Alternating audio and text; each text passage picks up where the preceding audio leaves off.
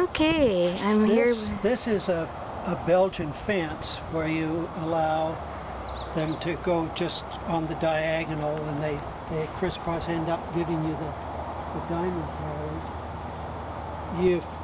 We were talking about dwarfing rootstocks. The tree down here at this end, you can see the trunk is probably 6 inches in diameter, as compared with two right over here that are about half that size. Those were planted at the same time, but this is a Gravenstein, and it's just getting too big. Down here,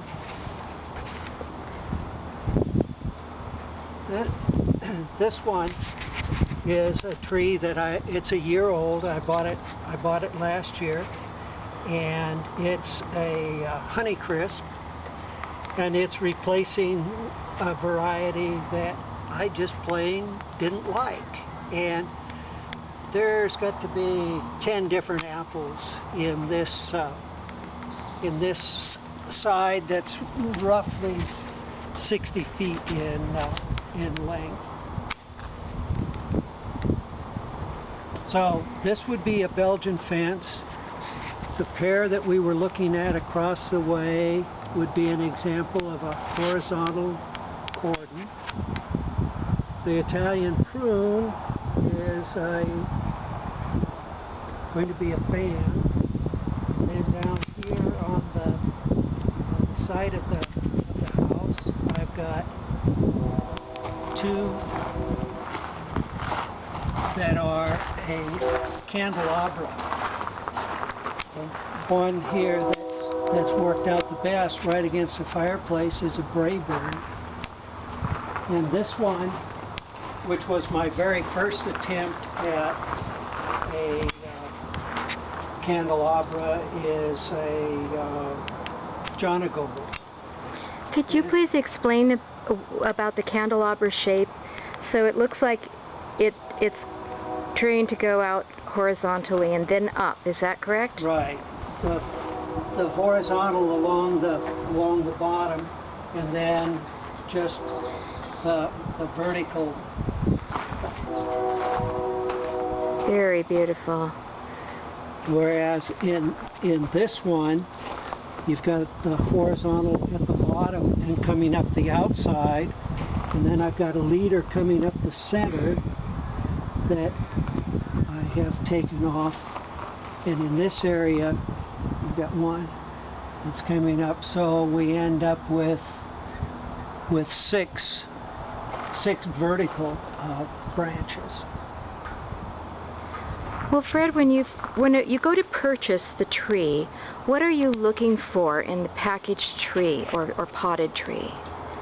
Well, again, first you need a dwarfing rootstock. Bud 9, M27, M26. If you go to one of the specialty nurseries like Hartman's out in Puyallup or Rain Tree, those will always, you'll be able to identify what the rootstock is. You try and pick up a tree at Costco, at Home Depot, at Lowe's, and they say dwarfing, but that could be anywhere from a tree that would never get more than 6 or 8 feet in height to one that would end up being 30 feet.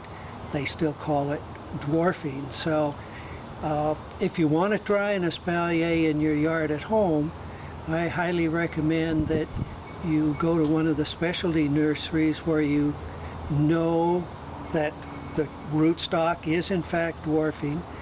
In any of those places, the people running those will know which ones would be appropriate to do an espalier.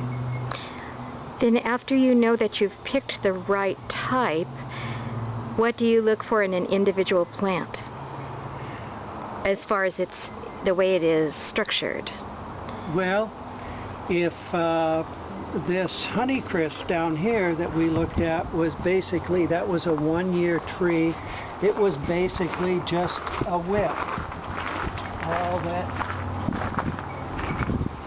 All that it had, here's the graft union where the variety, which in this case Honeycrisp, grafted to a bud 9 dwarfing rootstock.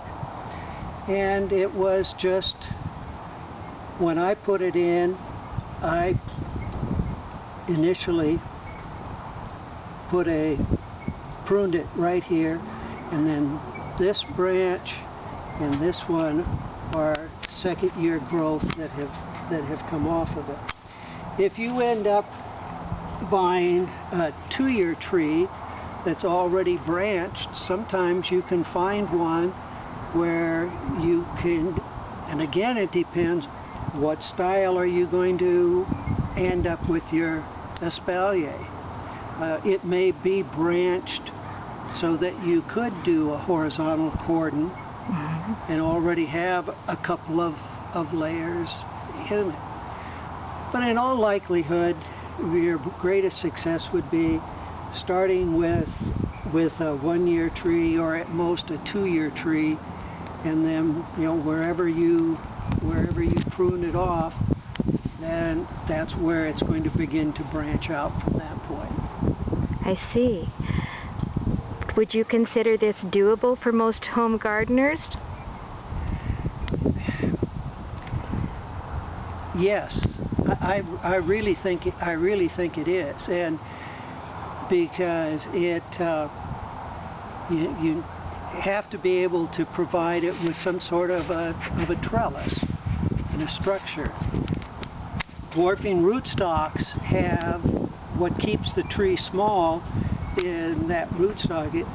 It's a small root system, so your espalier is going to need some support because the root structure isn't going to be sufficient to carry the limbs and the leaf and the fruit lobe without some sort of a support.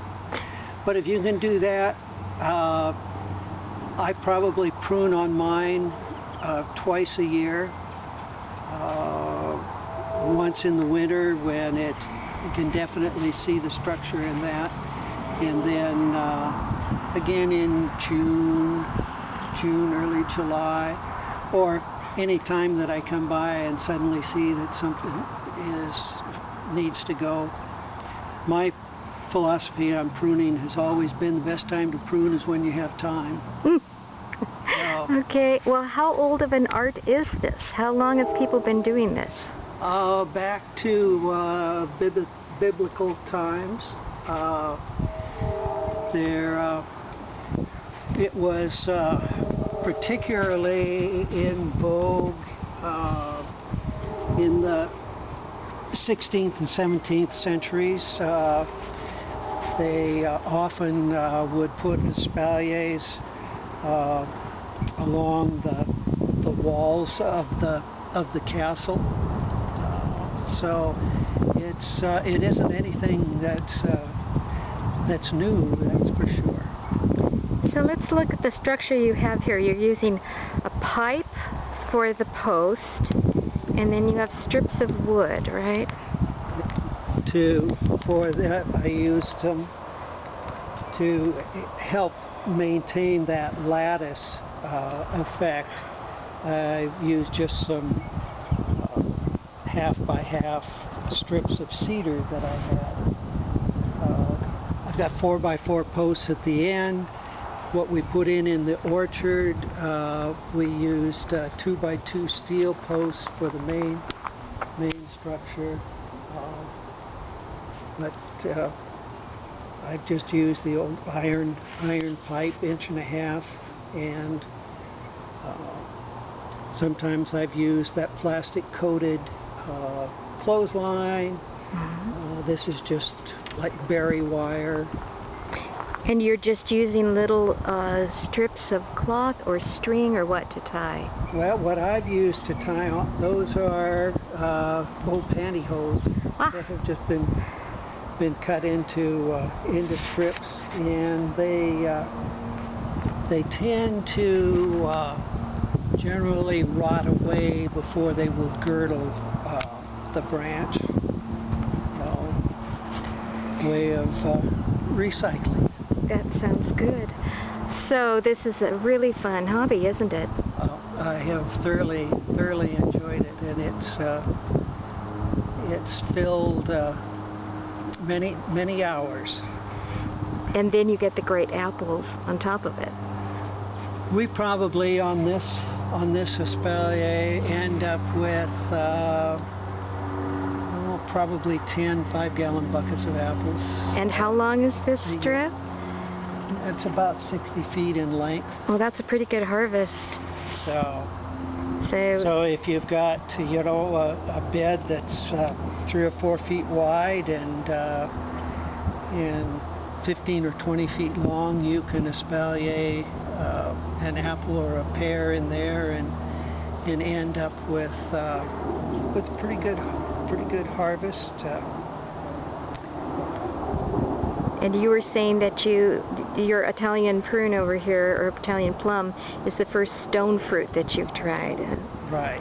So apples are the most common? Traditionally, they've most places where you see espaliers, they will be apples or pears, and we'll find out now whether stone fruit will work or not. I'll have to come back and do a follow-up report. Thank you very much. You're welcome anytime. This is Fred Langton giving us advice on how he grows his fruit with espalier technique. Thank you very much. My pleasure.